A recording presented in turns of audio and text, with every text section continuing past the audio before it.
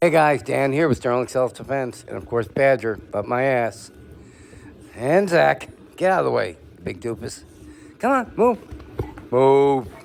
Get out of the way. All right, it's really cool, guys. Check out this new portable shooting table.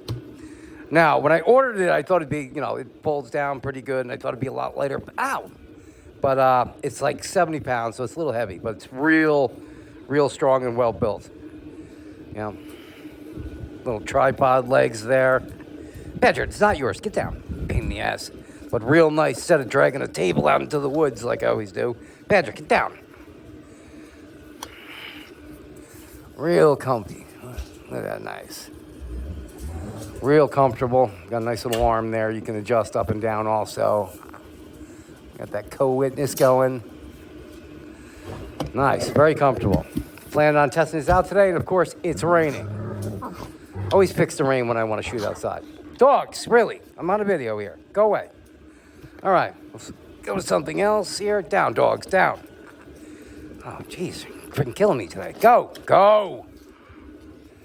All right, now, had a customer bought an x-68, and like so many of them, he got it, brand new, not even tested. He gets it, opens it up, says, boom, air going down the barrel, which I've heard from so many people. So he sent it back. I'm going to check it out. Here it is. Not even open yet. I shouldn't chose that name and address and stuff. Hold on. A lot of fucking tape on here. Hold on, block that. Try not to dox him here.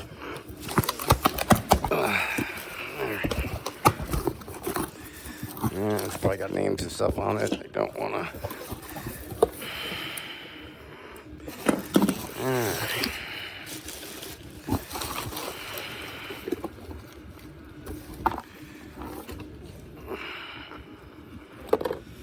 I don't know what that is. Whatever.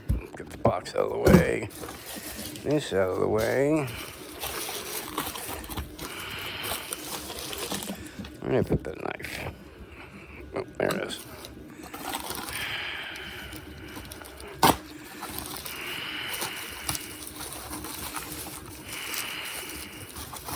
You can tell I'm always big on recycling.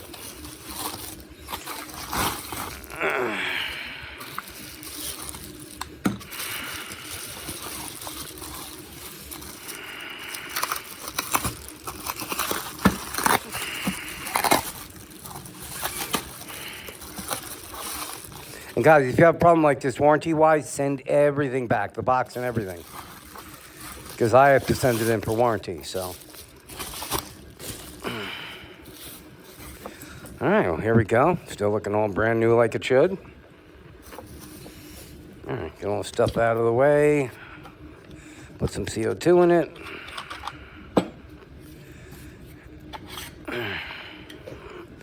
CO2 in here.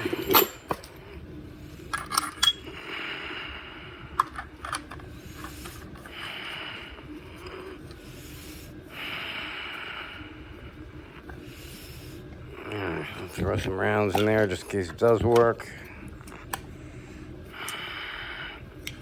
That new shooting table is awesome, though. I got that on Amazon. I don't know, it's like $130, $150, but really good quality, heavy steel, worth every penny. All right.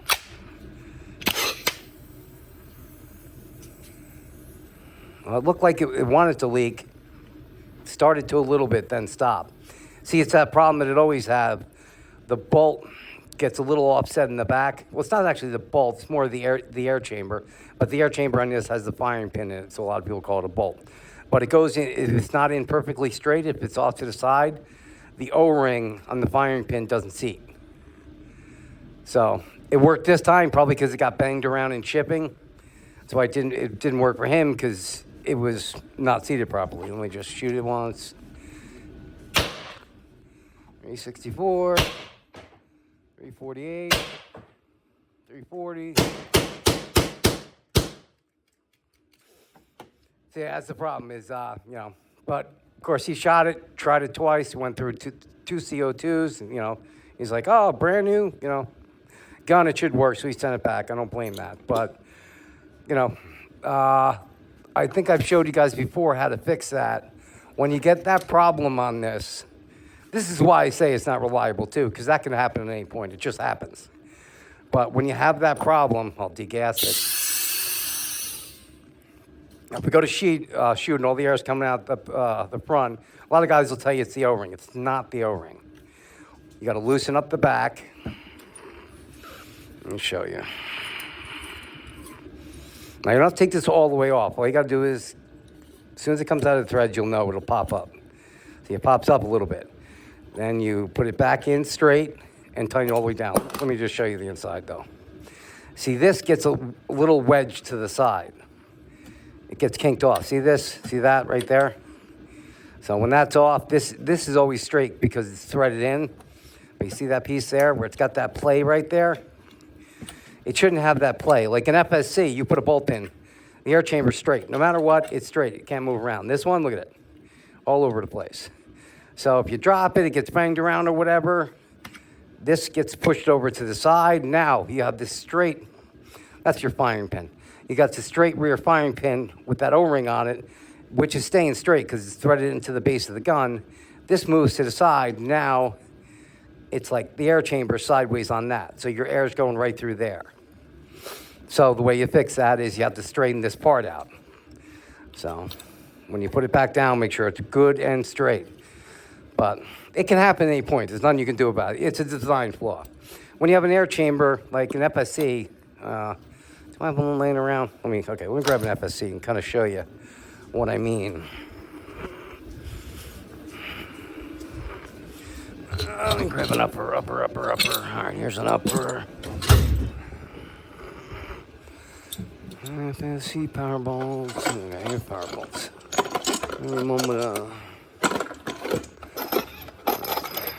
Grab a bolt. This is on the FSC. This is the bolt. This is the air chamber. Bolt on air chamber. When it goes in the back of the gun, see it? It's got O-rings on there that hold it in its groove, and it's straight. It can't move. It can't move. So picture it, if it moved to the side, then it would lose that. But, that's why the frame of the gun is just a little bit bigger than the bolt. So it cannot move. Can't move at all. But you guys get the point. So that one, the air chamber moves all over the place. So, it's got to be off a little bit, and that's it. But guys keep saying, no, you got to get the better O-rings. But don't get me wrong, they do come with crappy O-rings. Going with a 90 Duro O-ring is, of course, better. But it's not going to solve this problem. See that? Look at the wobble on that air chamber. How much movement there is there. It's that movement. This is always going to stay straight and square because it's threaded into the frame of the gun. This can move all over the place. Now you put the gun down a little hard, just knocks over a little bit. Now your O-ring right there is on an angle. So anyway, if you have that problem, you fix it, you take it out just like I said, put it back in completely straight.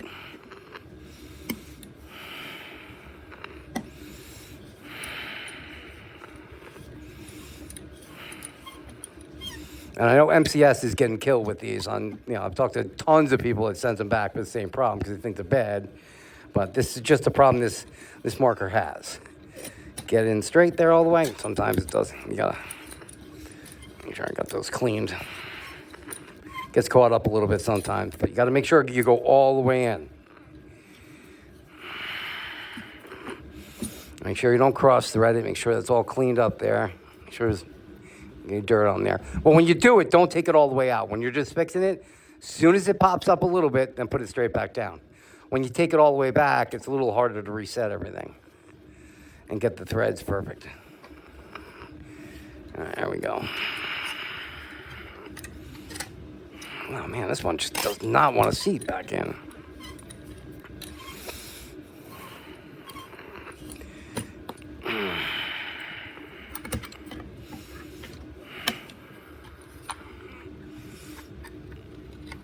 Get anything on the threads. You make sure you don't get any debris on the threads. That'll lock it up and you'll start cross-threading.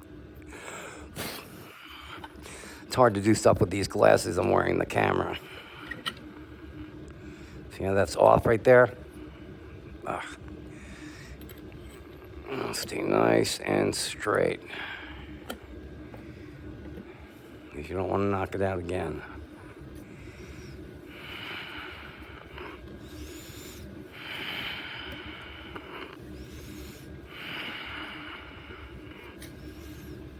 Oh man, this one just doesn't want to go back in.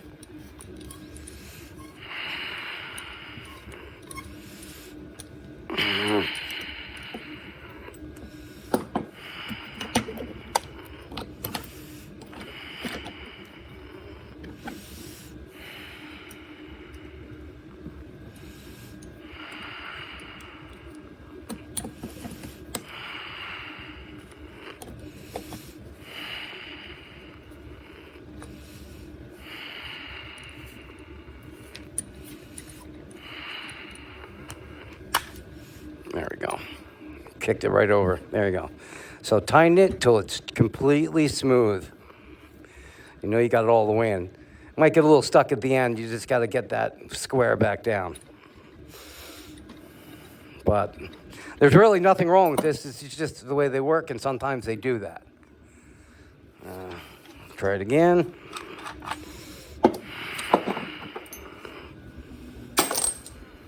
Man, the amount of CO2 that goes through on these freaking things is unbelievable. That's why I'm not a big fan of these, because, you never know what's going to happen. If it happens when you need it, then there's a problem.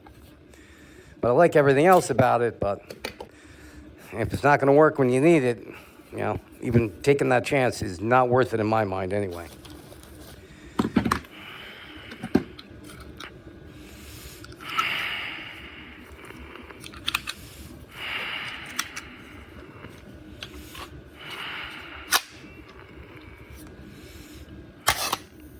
All right, there we go.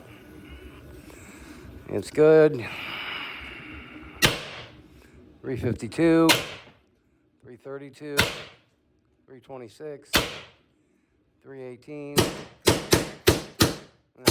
Another weird thing about these too, you'll notice as you fire them, one day you'll be shooting 50 joules, the next day you'll be shooting 32 joules. That's just the way this one is. So, all right, that's it for the Pistelle. For this customer, I'm gonna send you a brand new one. I don't think I'm gonna be selling these for much longer because they're not worth the warranties. I'm paying for these to come back and forth, and I'm losing money. But there's really nothing wrong with them. I'm gonna test yours before I send it out. Make sure it's shooting. But you got to realize these Pistelles, that's the way they are. Sometimes they have that, but they're all like that. It's not like one is any different than another. And they got a lot of guys will comment, "Oh, what are you talking about? I got 37 rounds through mine. I haven't had a single problem." Wow, 37 rounds. That's like 3 max. Oh, wow. You never know when it's going to happen. It happens when it happens. But you got all these guys talking on, have YouTube channels. "Oh, I've been shooting this thing. It's great. No problem." They have one. Proper testing, you got to test multiple and thousands of rounds across each one of them, across at least 2 months, and shoot them all the time. That's how you're going to figure out how the markers function. Having one marker, that's not a test. It's just not. I'm not saying you should go out and buy more, but if you're going to say, this marker is completely reliable with shooting it once in a while in your basement, that's not a test. A test is the way I do it. I take 5 of them, and I shot them for 2 months. Thousands of rounds, at least 800 rounds through each one of the 5.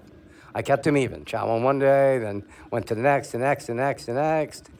Over 2 months, shot each different one of the 5, including the Mercy original one, which is the same thing.